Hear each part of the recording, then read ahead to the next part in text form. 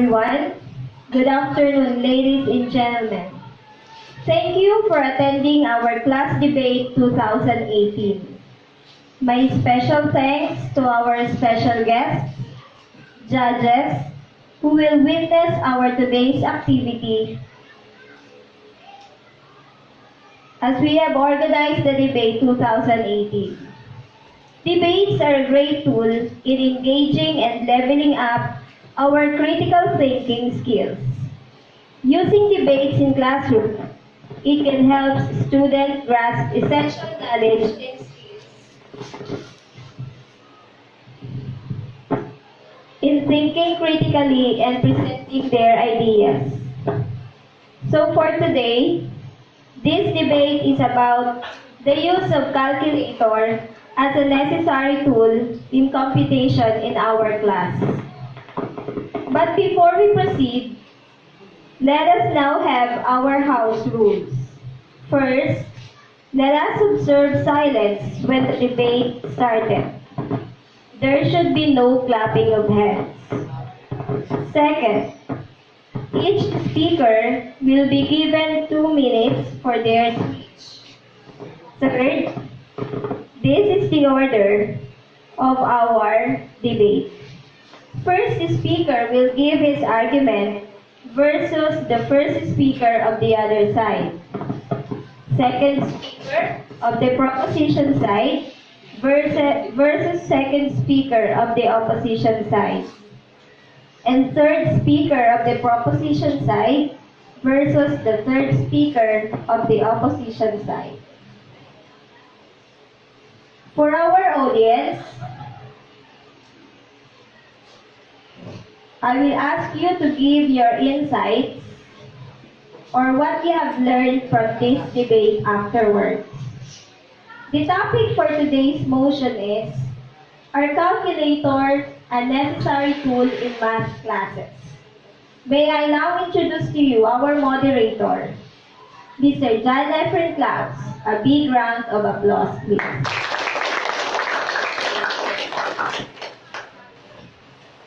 Good afternoon, ladies and gentlemen, and welcome to today's debate. I am Jan Klaus, and I will serve as the moderator, and I'm honored to present to you our speakers. For the proposition side, first speaker, Ms. Virgin Dayan Casino. Second speaker, Ms. Katrina May Hernandez. And the third speaker, Ms. Russell Rogers. And for the opposition side, first speaker, Ms. Lorraine Lorna. Second speaker, Ms. Prince Jane Fabel.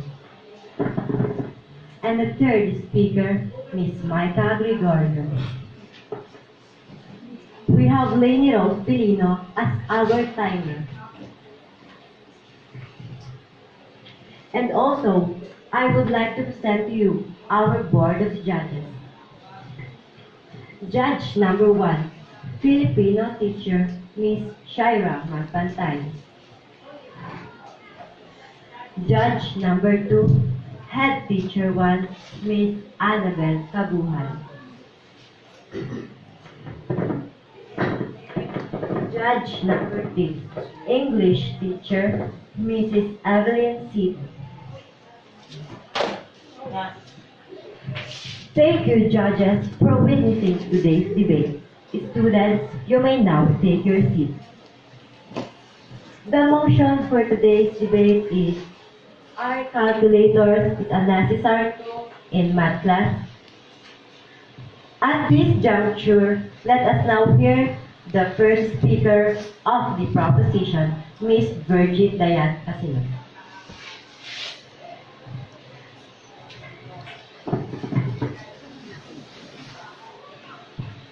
Computation done via calculators are more accurate to the ones done by humans.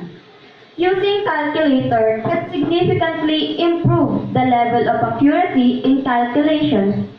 Along with that, there is also the factor of speed. A calculator can come up with the answer in the blink of an eye. If this is not a benefit, we don't know what is. Calculators are fast and accurate, which makes them a great complementary feature for students. For example, you might have students complete a set of problems and then check to see if they've gotten them on the red calculator. Calculators are great for this purpose. If both answers don't line up, students can go back and recheck their work to see where they may have gone wrong. Calculators are immensely valuable for validating work. Students should learn calculators are helpful tools that students can turn to for help, not just fast answers.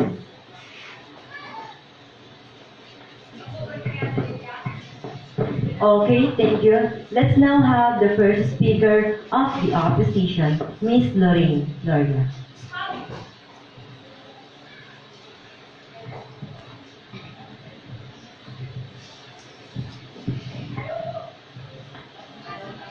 Calculators result in dependence.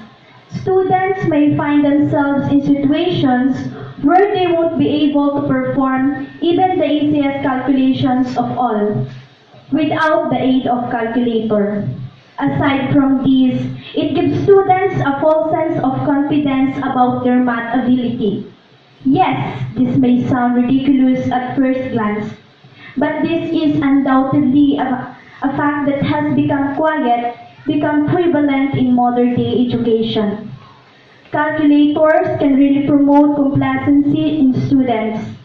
That's because they are now able to complete their homework way before schedule. Thanks to the magic of calculator, the answers are right. They're at the click of a button. Why would he or she even think of calculating them on his or her own? The calculator will do the job on his or her behalf. As a result, their performance suffers badly in exams where they aren't allowed in the luxury of using a calculators. That's why I don't believe that calculators is a powerful tool in math classes.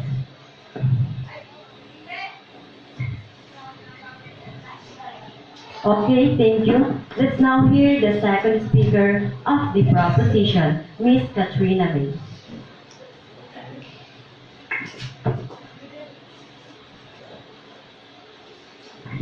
Let's face it, we live in a society that is always changing, thanks to the plethora of ever-advancing technology. It might look too simple on the hindsight, but if you come closer, you will see that you do require a little bit of technical knowledge to operate them properly. Especially when the calculator in question is scientific calculator of all.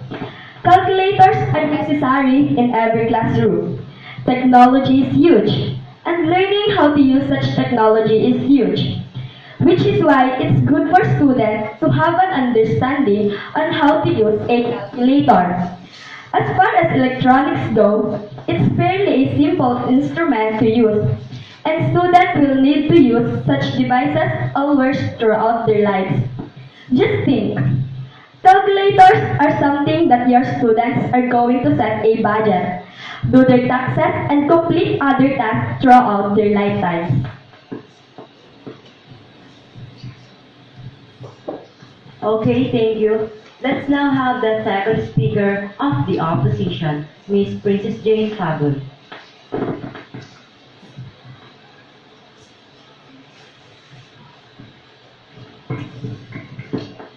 We may have technology advancement, but let us consider the cost. When you can purchase a simple calculator generally for under 100 pesos, scientific calculators, graphing calculators, and other more advanced devices cost 500 pesos and up.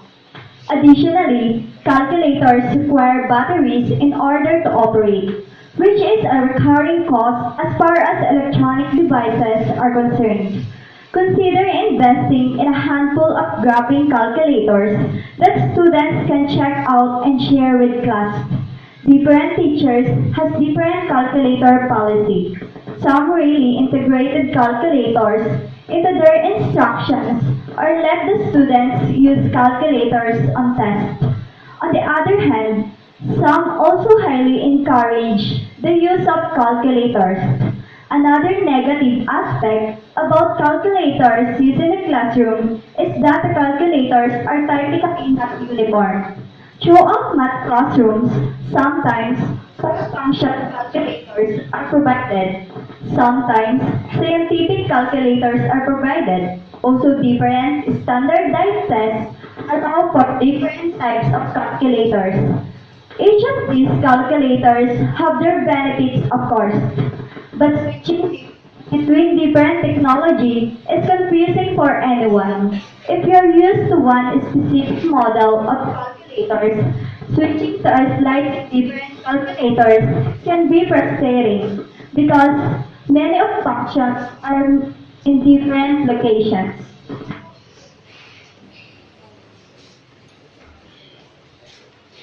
Okay, thank you. Let's now have the third speaker of the proposition, Ms. Russell Ryan.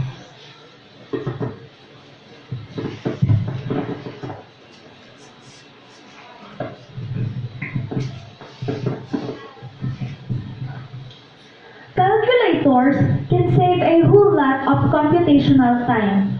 Using a calculator in classes can help students save a whole lot of computational time on basic arithmetical calculations.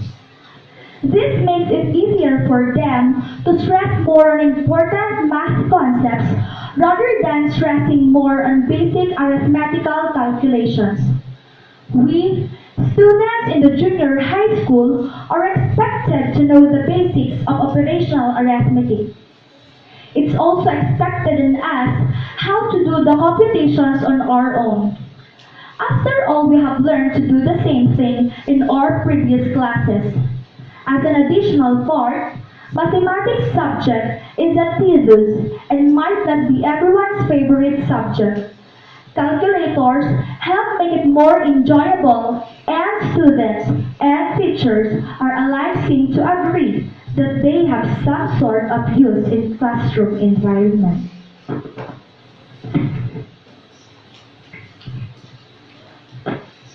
Okay, thank you. Let's now have the third speaker of the opposition, Ms. Micah Gregorio.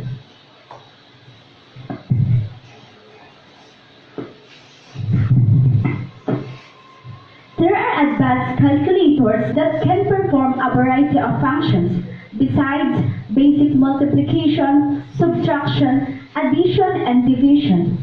They also allow users to store notes, but that's not always a good thing for teachers and students. In case of tests, and the students are allowed to use calculators, they might store formulas, rules, and other notes on their calculator and use the information to cheat on the test.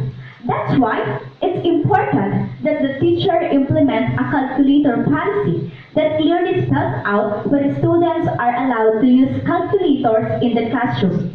If a student relies too heavily on a calculator to perform calculations, then they become stressed and do poorly in situations where they aren't allowed to use calculators, such as some standardized tests.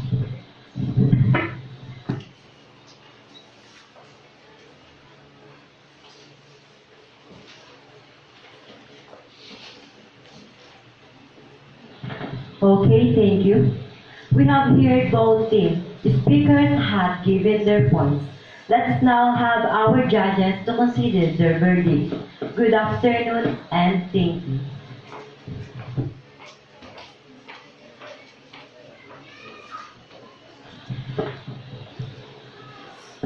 Thank you, Mr. John Efren Klaus. Thank you, speakers. And congratulations for a job well done. Okay, let's give them a good job clap. You know what a good job clap is? Okay, so I want everybody to give a good job clap. Okay? So 1, 2, 3, go. G-O-O-D-J-O-B, good job, good job, ha ha ha, good job. Okay, thank you. So we have heard the side of each group from the proposition side and the opposition side. So this time, I would like to ask from the audience to give their insights. Or are they in favor in the proposition side or the opposition side? So let me have from the audience. The question is, what you have learned from our today's activity? So may I call my volunteers to give their insights. Anyone? Anyone who could give their insights? Wow. Let us have Camille. Yes, Camille, come here in front and give your insight.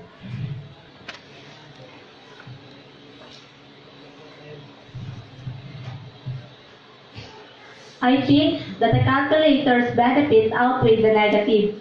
It really depends on how the students are taught to deal with them. As long as the function of the calculator are extension of student knowledge and not a replacement for it, they are extremely helpful machines. This can be achieved by practicing both with and without a calculator. There are teachers who gave tests that had calculator sections and non-calculator sections. Because of this, my classmate and I become adept at solving problems with or without a calculator. Okay, thank you. Let's give Camille 3 claps. Go. Okay, another volunteer. Another volunteer. Oh, yes, Wendell.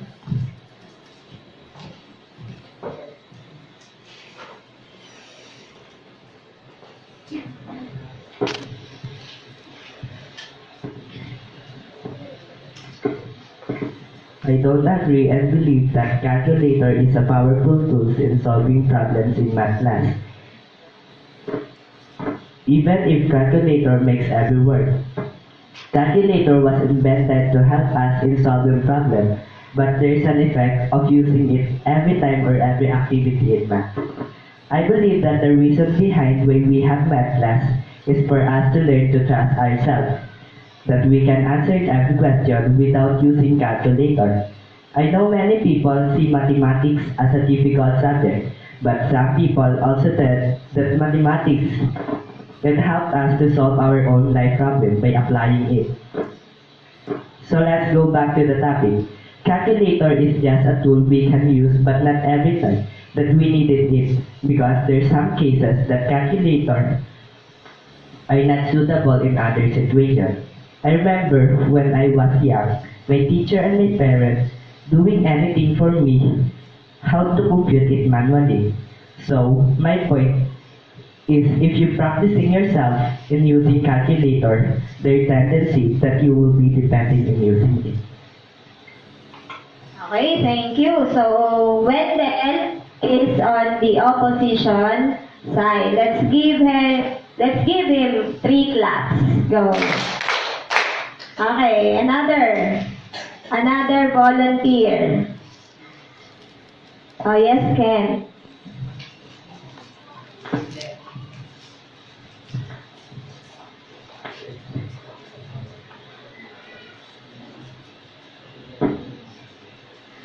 I don't believe that students must rely on use calculator because we have the power to think, and that's the essence of being human. Calculators are useless if you don't know how to apply the mathematical principle in our computation. Ask yourself, how can you push in the button if you don't know what is the principle and concept behind it? Learning math is two languages, that is English language and language of mathematics. You should learn both language, so I beg to disagree that using calculator is powerful tool in computing problems in math class.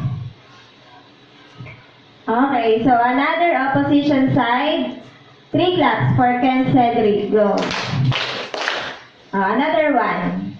Another one. Let's have Marion.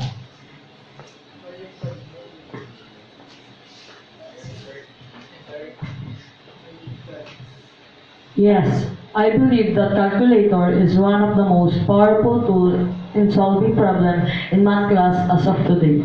Because calculator make everything so easy in any kind of computations. Yeah, using calculators, we don't need to be haggard and stressful. Aside, aside from it, we don't no longer use excessive papers when doing the computation.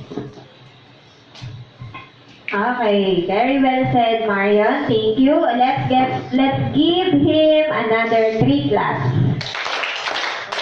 Okay, last one. Let's call Jessa.